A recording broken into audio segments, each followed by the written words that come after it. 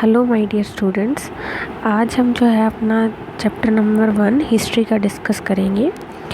इस चैप्टर में आपको मैप्स के बारे में बताया जाएगा, न्यू एंड ओल्ड टर्मिनोलॉजीज़ को डिस्कस किया जाएगा, हिस्टोरियंस एंड देयर सोर्सेज को डिस्कस किया जाएगा, और जो भी आपके पास जो अलग अलग कंसेप्ट हैं जैसे फॉरेनर्स का कंसेप्ट हो गया और जो आपके पास सोर्सेज हैं हिस्ट्री के, उन सबको जो है वो इस चैप्टर में डिस्कस किया जाएगा।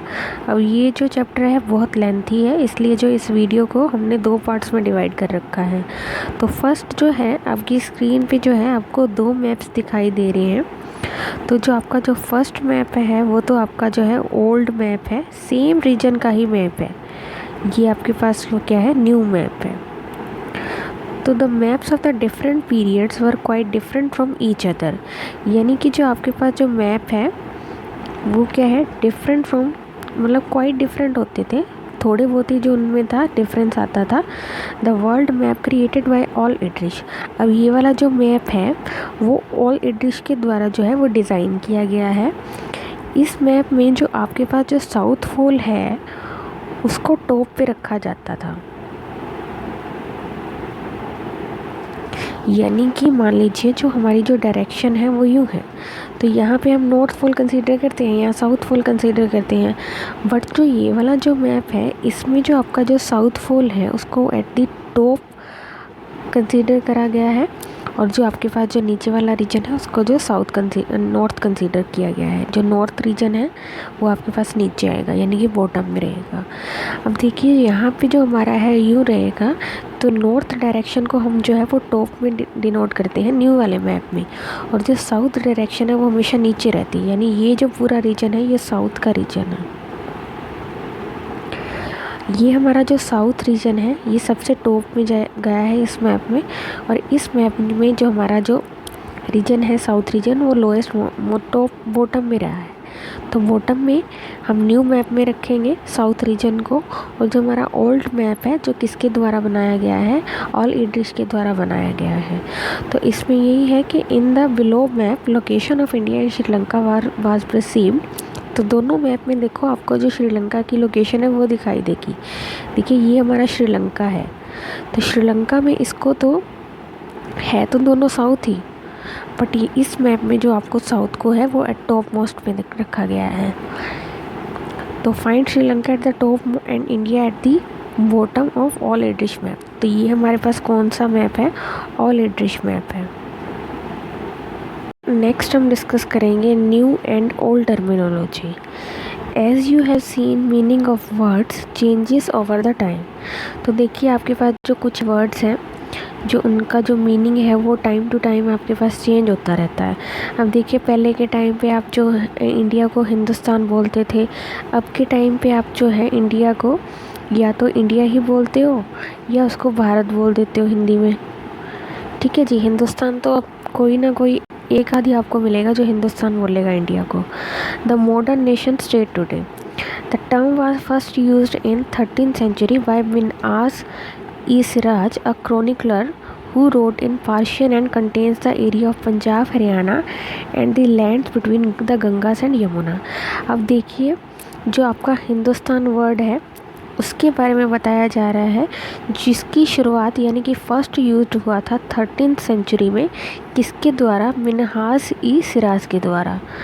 तो यहाँ पे जो मिन्हास-ई-सिराज है वो एक कौन थे, पार्शियन थे, who wrote in Persian and contains the area of Punjab, Haryana and the lands between the Ganga and Yamuna।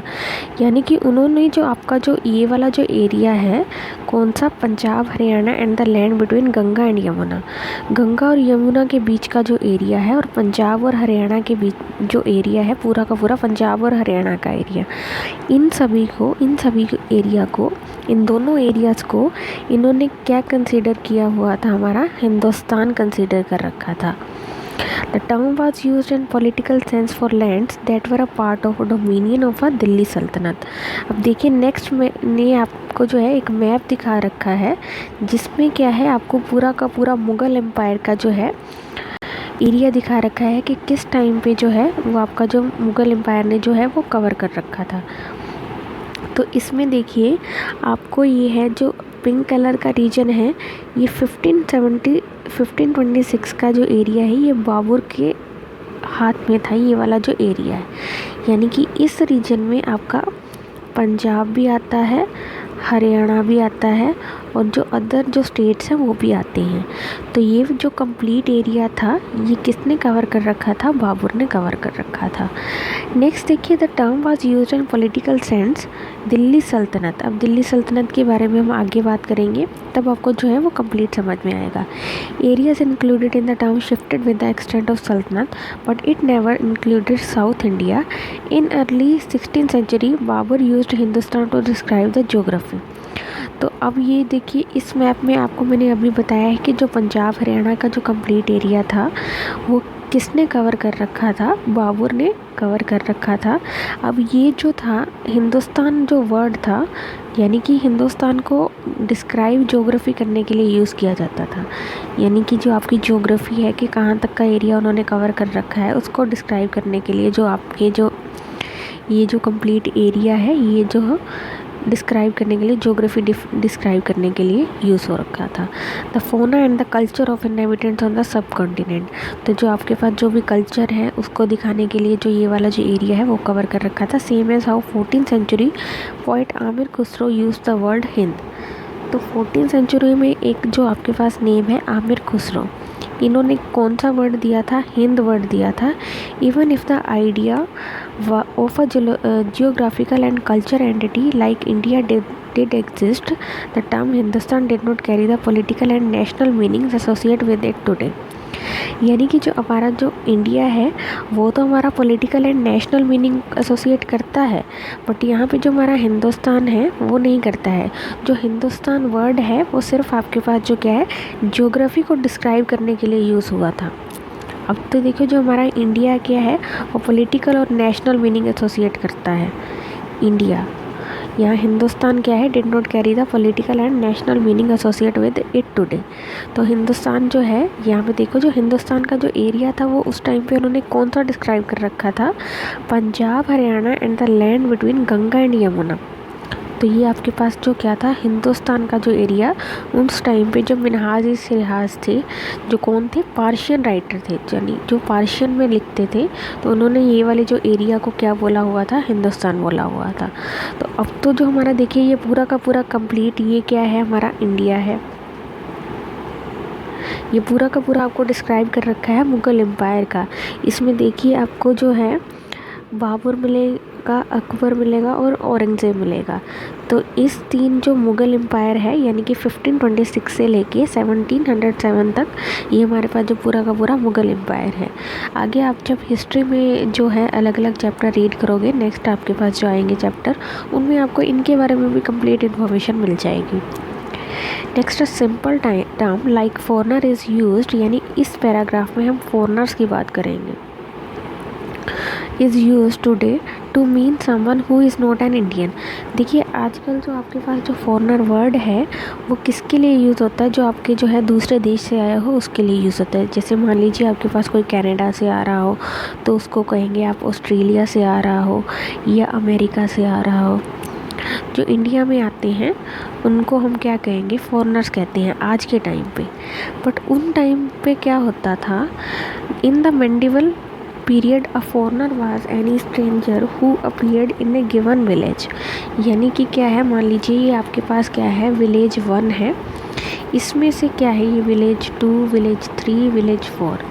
मान लीजिए अब ये मतलब जो विलेज का पर्सन है ये यहाँ आता है, तब ये वाला जो विलेज 1 है 1 के पर्सन से इसको नहीं जानते बिल्कुल भी, तो ये वाला जो पर्सन है वो इनके लिए इन विलेज वालों के लिए फॉरनर होगा। Someone who was not a part of the society of that society or culture. In Hindi the term परदेसी might be used describe such a person in the Persian अजनबी। देखिए जो आपका जो ये परदेसी वर्ड है ये तो आप हिंदी में कहोगे, और ये जो आपका जो अजनबी वर्ड है ये आप पार्शियन लैंग्वेज में यूज़ करते हैं तो ये वाला जो अजनबी वर्ड है वो आता है। यानी कि ये परदेसी, अजनबी और फॉरेनर जो है आपके पास जो है अलग विलेज से आया हुआ पर्सन भी हो सकता है, अलग स्टेट से आया हुआ पर्सन भी हो सकता है। A city dweller might regard a forest dwellers as a foreigner, but two peasants living in the same village are not foreigners to each other, even if they have different religious और caste background। अब मान लीजिए ये आपके पास क्या है, village 1 है complete. इसमें जो आपके हैं अलग अलग रिलीजन के लोग रहते हैं, अलग अलग कास्ट के लोग रहते हैं, बट लेकिन वो एक विलेज में ही रहते हैं, तो वो एक दूसरे के लिए क्या नहीं है, फॉरेनर्स नहीं है। फॉरेनर सिर्फ आपके पास जो है वो अलग विलेज से आया हुआ कोई पर्सन है, उसको हम क्या कहेंगे, फॉरेनर कहेंगे, परदेसी कहेंगे हिंदी में, और पार्शियन में क्या कहेंगे, अजनबी कहेंगे। तो ये हमारा जो फॉरेनर का कंसेप्ट था वो था। नेक्स्ट हमारा है हिस्टोरियंस एंड देयर सोर्सेस। तो इसमें हमने क्या देखा कि जो हमारे पास जो हिस्टोरियंस हैं और उनके सोर्सेस, यानी कि उनको जो है इनके बारे में कैसे पता चलता है, कोई भी अगर हिस्ट्री का पास्ट का हमसे रिलेटेड कुछ टॉपिक है तो उसके बारे में वो कैसे लर्न कर पाते हैं। तो historians use different types of sources to learn about the past based on their period of study and nature of the investigation. तो हिस्टोरियंस क्या करते हैं, अलग अलग टाइप से उनके पास क्या है, सोर्सेस होते हैं, किसको स्टडी करने के लिए, हमारे पास्ट को स्टडी करने के लिए। अब मान लीजिए जैसे यहाँ पे हम इस मैप में हमें क्या देखा कि जो हमारा मुग़ल एम्पायर का जो पीरियड था, टाइम पीरियड था, वो कितना था, 1526 से लेके 1707 तक था। तो ये वाला जो है जो पीरियड है वो कैसे पता चला, कुछ इन्होंने हमारे जो है आर्किटेक्ट करा होगा या कुछ टेक्सचुअल रिकॉर्ड रहे होंगे उस टाइम पे। उस टाइम के जो टेक्सचुअल रिकॉर्ड है उन सबको जो है वो रीड करने के बाद जो है ये हमें जो है पता चलता है कि जो उनका टाइम पीरियड था वो कितना था, 1526 से लेके 1707 तक था। तो कुछ ऐसी चीज़ें हैं जो जिनसे हमें जो है पता चलता रहता है। जैसे मान लीजिए आपके पास जो आपने लास्ट चैप्टर करा था, लास्ट क्लास में 6th क्लास में आपने चैप्टर रीड किया था अशोका वाला, उसमें हमने क्या देखा कि उन्होंने अपने जो केव्स में कुछ अपने जो है संदेश वगैरह लिखे हुए थे। जब उन्होंने एक जो कॉन्सेप्ट है वो धामा जो है वो निकाला था, ठीक है जी, तो उसके जो स्प्रेड किया था ऑल ओवर द वर्ल्ड। तो इनसे हमें क्या पता चलता है, यानी कि उनका कुछ ना कुछ जो है टेक्सचुअल रिकॉर्ड ज़रूर रहा होगा, तो जिनकी वजह से हमें क्या पता चलता है, अशोका के बारे में पता चलता है।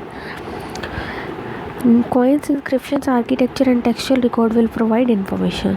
तो देखिए यही चीज़ इसमें है कि coins, architecture, inscription, textual record, इनसे हमें सारी की सारी कौन सी इन्फॉर्मेशन मिलती है, हिस्टोरिकल इन्फॉर्मेशन है वो प्रोवाइड होती है। The number and variety of textual record increased dramatically during this period, slowly displacing other types available information। तो देखिए इस टाइम पे जो आपके पास जो इन टाइम में जो आपके पास जो पेपर है वो इजीली अवेलेबल होना स्टार्ट हो गए, और जो आपका जो भी टेक्सचुअल रिकॉर्ड, जो भी रिकॉर्ड था वो उस पर जो पेपर्स पे लिखना स्टार्ट हो गए। तो paper gradually become cheaper and more widely available. It is use to write holy text, जो भी आपके जो धार्मिक संदेश थे वो लिखे जाते थे, जो रूलर्स के जो थे आइडियाज़ वो लिखे जाते थे, जो भी संत वगैरह की जो टीचिंग थी और लेटर्स थे वो लिखे जाते थे। पटिशन एंड जुडिशल रिकॉर्ड, जो भी आपके जो न्यायपूर्वक जो रिकॉर्ड होते थे वो लिखे जाते थे। And for register of account taxes, जो भी अकाउंट्स का जो भी आपका लेखा जोखा होता था, जिससे आपका जो है फाइनेंशियल जो रिकॉर्ड्स हैं वो भी जो क्या है वो पेपर पे लिखे जाने स्टार्ट हो गए थे। Manuscripts collected by wealthy people. Manuscripts क्या होती है, हमारे पास हस्तलिखित, जो मतलब कि हाथों से लिखी हुई बुक्स होती हैं, उन्हें हम क्या बोलते हैं, मैन्युस्क्रिप्ट बोलते हैं। तो ये किन के पास होती थी, सिर्फ वेल्दी पीपल्स के पास होती थी, रूलर्स के पास होती थी, और मॉनेस्ट्री एंड टेम्पल्स में, यानी जो भी हमारे जो मंदिर मस्जिद या ऐसी कोई धार्मिक स्थान होते थे उनमें होती थी। And place in the libraries, जो भी हमारी लाइब्रेरीज थी उनमें होती थी। And archive provide a lot of detailed information to historians. तो जो हमारी जो डिटेल्ड इन्फॉर्मेशन है हिस्टोरियंस के लिए वो कहाँ से मिलती थी, जो भी ये बुक्स थी मैन्युस्क्रिप्ट से उनसे मिलती थी। But are also difficult to use क्यों होता था इनको, डिफ़िकल्ट रीड करना डिफ़िकल्ट क्यों होता था। No printing press, subscribe had to copy manuscript by hand and they may slightly changed while doing so. तो उन टाइम पे जो क्या होता था, उनके पास कोई प्रिंटिंग मशीन तो होती नहीं थी, तो वो क्या करते थे, अपने हाथों से ही लिखते थे। These changes over the century grew thus making manuscript of the same text different from each other. अब देखिए, मान लीजिए एक बुक ये है आपके पास, दूसरी बुक ये है। अब ये बुक अगर इसमें से कॉपी होएगी तो इसमें जो है कुछ राइटिंग के जो है वो चेंजेस आएंगे इस बुक में।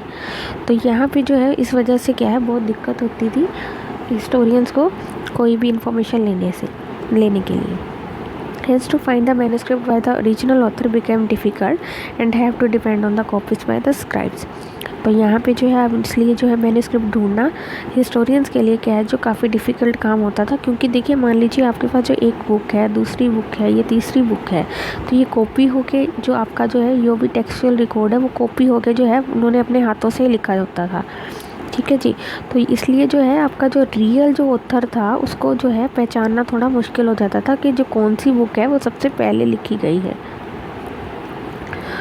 आगे देखिए, so the comprehend the full information we have to read varied manuscript of the same text to know what was the originally written.